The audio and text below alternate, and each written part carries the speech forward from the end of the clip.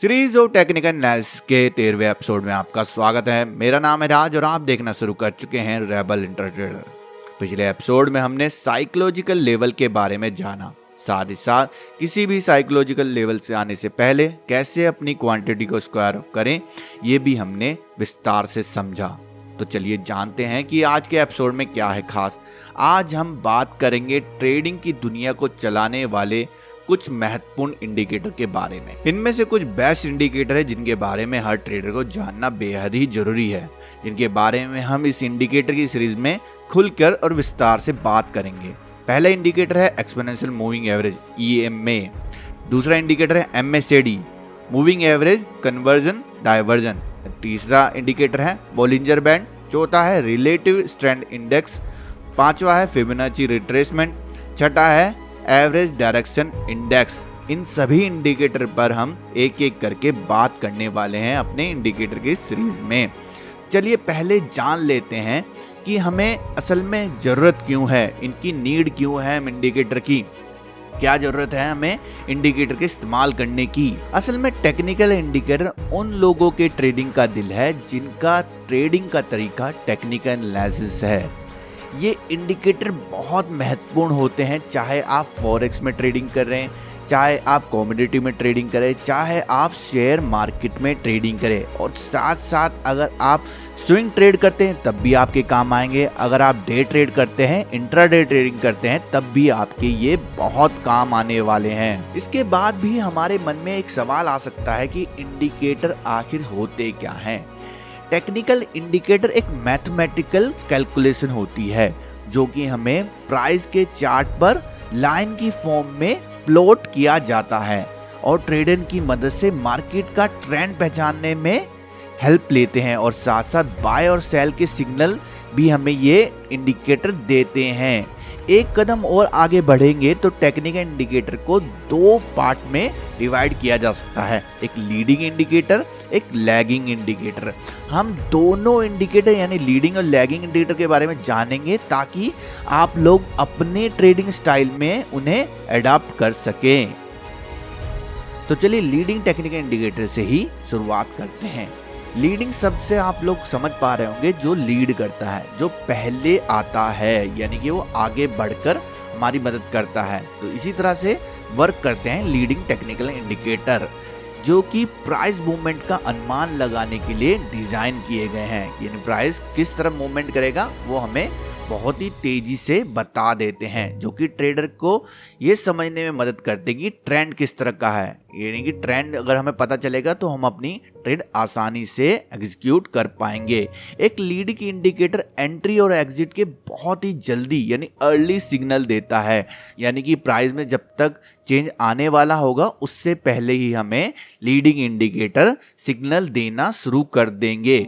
इससे हमें काफ़ी अधिक अवसर मिलते हैं, काफ़ी ज़्यादा चांस मिलते हैं ट्रेड करने के। इन इंडिकेटर का इस्तेमाल आप अलग अलग टाइम फ्रेम पर भी कर सकते हैं, और लीडिंग इंडिकेटर के प्रमुख एग्जाम्पल हैं RSI और वॉल्यूम। चलिए एक एग्जाम्पल से समझते हैं। जैसे कि आप देख पा रहे हैं यहाँ पर हमें पहली कैंडल के रूप में यहाँ पर हमें एक शूटिंग स्टार कैंडलस्टिक पैटर्न का यहाँ पर दिखाई दिया है, और साथ साथ हम अगर वॉल्यूम पर नज़र डालेंगे तो वॉल्यूम हमें रेड कलर का यहाँ पर दिखाई दे रहा है। और यहाँ पर अगर ये इस कैंडल का हाई जब तक ब्रेक नहीं होगा तब तक ये समझा जाएगा कि यहाँ पर सेलिंग आएगी, और हमें इस रेड कलर के जो इंडिकेटर नज़र आ रहा है कि हमें वॉल्यूम बहुत बड़ा है, इससे ऊपर का कोई इससे ऊपर भी हमें कोई अभी तक यहाँ पर वॉल्यूम नज़र नहीं आ रहा है, कि यानी कि अभी भी सेलर यहाँ पर हावी हैं। और वही हमें प्राइस में देखने को मिलता है। दिन के दौरान हमें प्राइस लगातार नीचे आता नज़र आता है, यानी कि प्राइस ने बाद में मूव किया और हमें वॉल्यूम ने पहले ही इंडिकेट कर दिया था किस तरह से हमारा शेयर का प्राइस नीचे आने वाला है। ये चार्ट हीरो मोटोकॉर्प का है और ये दिन था 7 अक्टूबर, यानी कि लास्ट ट्रेडिंग सेशन में भी हमें ये देखने को मिला था। चलिए इसके बाद समझते हैं लैगिंग टेक्निकल इंडिकेटर को। सब लैगिंग से ही आप लोगों को समझ में आ रहा होगा कि जो थोड़ा सा विलंब करता हो, जो थोड़ी सी लेट रिस्पॉन्स करता हो। लैगिंग शब्द का आपने काफ़ी बार इस्तेमाल देखा होगा। लैग कर रहा है, मेरा सिस्टम लैग कर रहा है, मेरा गेम लैग कर रहा है। लैगिंग का मतलब होता है कि लेट रिस्पॉन्स करना। तो ये इंडिकेटर भी थोड़े से लेट रिस्पॉन्स करते हैं। लैगिंग इंडिकेटर ऐसे इंडिकेटर हैं जो ट्रेंड को फॉलो करते हैं और साथ ही साथ प्राइस रिवर्सल को प्रिडिक्ट करते हैं। ये इंडिकेटर अच्छे से तभी काम करेंगे जब प्राइस लॉन्ग ट्रेंड में आगे बढ़ रहा होगा, यानी कि तेजी के ट्रेंड में रिवर्सल फाइंड करने के लिए हमें ये इंडिकेटर काफ़ी हेल्पफुल रहते हैं। ये प्राइस में आने वाले चेंज का सिग्नल नहीं देते, बस ये बताते हैं कि यहाँ से प्राइस आगे बढ़ सकता है या यहाँ से ट्रेंड चेंज हो सकता है। लेट रिस्पॉन्स होने के बावजूद भी लैगिंग इंडिकेटर को बहुत से ट्रेडर चुनना पसंद करते हैं, क्योंकि ये उन्हें ट्रेड में ज़्यादा सफलता पाने का कॉन्फिडेंस देता है। आमतौर पर ट्रेडर स्टॉक में प्रवेश करने से पहले प्राइस की ट्रेंड की पुष्टि यानी कि उसका कंफर्मेशन लेने के लिए इसका इस्तेमाल करते हैं और वो एक से ज़्यादा यानी एक या दो से अधिक लैगिंग इंडिकेटर इस्तेमाल करते हैं ताकि उन्हें अच्छे से कंफर्मेशन मिल सके ट्रेंड की। Moving average, exponential moving average और MACD इसके प्रमुख उदाहरण हैं लैगिंग इंडिकेटर के। तो चलिए चार्ट के माध्यम से समझते हैं कि कैसे लैगिंग इंडिकेटर हमें लेट सिग्नल देते हैं। आप लोग देख पा रहे हैं मारुति सुजुकी का चार्ट। ये यहाँ पर हम इस चार्ट पर देखते हैं किस तरह से यहाँ पर पहली कैंडल से ही, दिन की शुरुआत में पहली कैंडल से ही हमें बहुत बड़ी सेलिंग अपॉर्चुनिटी देखने को मिलती है। लेकिन हमारा जो EMA का क्रॉसओवर है जो हमें बताता है कि हमें सेलिंग करनी है, वो हमें उस कैंडल पे ना मिलकर आने वाली 3-4 कैंडल के बाद हमें नज़र आता है। यानी कि अगर हम इस पॉइंट पे आकर सेल करते हैं तो यहाँ से रिवर्सल यानी कि प्राइस दोबारा चेंज भी हो सकता है और हमें नुकसान भी झेलना पड़ सकता है। इसी के चलते हमें कई बार जो लैगिंग इंडिकेटर है सिग्नल तो देते हैं यानी सही भी होते हैं, लेकिन थोड़ा लेट कर देते हैं, जिसके चलते हमें प्रॉफिट या तो लिमिटेड होगा या फिर हम अपना प्रॉफिट ना करके नुकसान भी कर सकते हैं। मतलब ये है कि आप समझ गए होंगे कि लीडिंग हो चाहे लैगिंग इंडिकेटर, दोनों में कोई ना कोई तो कमियां जरूर है। इन कमियों के बारे में बात करते हैं कि जैसे आपको लीडिंग इंडिकेटर में समझ में आ रहा होगा कि ये वो बहुत तेज काम करता है, यानी कि जल्दबाजी में कई बार सिग्नल गलत हो सकते हैं। और लैगिंग इंडिकेटर थोड़ा धीमा है, सही तो होते हैं लेकिन थोड़ी लेट आते हैं। तो इसका क्या समाधान है, मतलब कि अब करें तो करें क्या, बोले तो बोले क्या।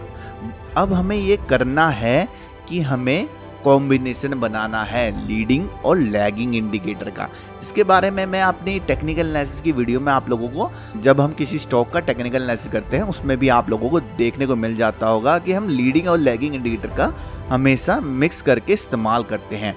कौन कौन से कॉम्बिनेशन हो सकते हैं लीडिंग और लैगिंग इंडिकेटर, उनके बारे में मैं आने वाले जितने भी एपिसोड हैं इस सीरीज के उनमें बात करेंगे। पर इससे पहले हमें एक चीज को अपने दिमाग में बहुत ही क्लियर करके चलना है कि कभी भी हम एक इंडिकेटर पे जरूरत से ज़्यादा निर्भर नहीं रहेंगे और बहुत सारे इंडिकेटर का इस्तेमाल भी एक टाइम पर नहीं करेंगे। हम पहले कुछ इंडिकेटर का कॉम्बिनेशन बनाएंगे लीडिंग और लैगिंग का, उनको टेस्ट करेंगे, तब उनसे ट्रेड लेना शुरू करेंगे। और साथ ही साथ हमें टेक्निकल इंडिकेटर के साथ साथ प्राइस एक्शन पर भी उतना ही ध्यान देना है जितना इंडिकेटर पर हमें देना है। यानी कि इंडिकेटर और प्राइस एक्शन का कॉम्बिनेशन से ही हमारी ट्रेड सफल होगी।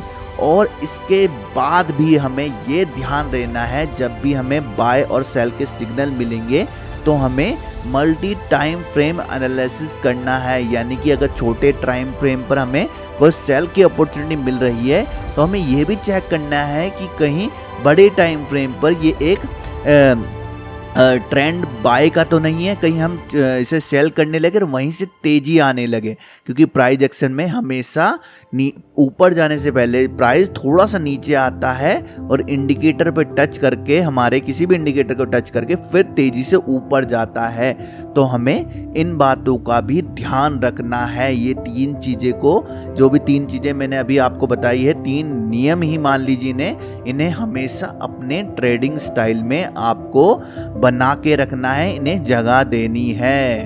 तो दोस्तों इसके साथ साथ अगली जो वीडियो हमारी आने वाली है इंडिकेटर सीरीज की, उसमें हम लोग मूविंग एवरेज और एक्सपोनेंशियल मूविंग एवरेज के बारे में जानेंगे, समझेंगे, विस्तार से समझेंगे।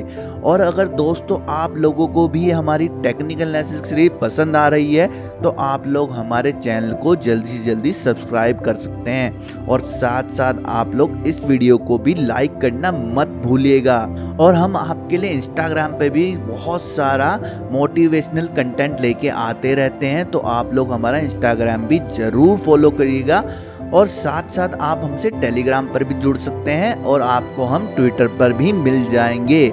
आपको अगर कोई भी क्वेरी है या आपको कोई सवाल है तो आप हमें डायरेक्ट ईमेल कर सकते हैं, नहीं तो आप हमें कमेंट बॉक्स में पूछ सकते हैं किसी भी टॉपिक के बारे में जो कि शेयर मार्केट से रिलेटेड हो। अगर आप किसी शेयर के बारे में टेक्निकल एनालिसिस जानना चाहते हैं तो तब भी आप हमें कमेंट बॉक्स में पूछ सकते हैं। अभी के लिए दोस्तों मुझे दीजिए इजाजत, मिलते हैं आपसे अगले किसी एपिसोड में, तब तक के लिए दोस्तों बाय बाय।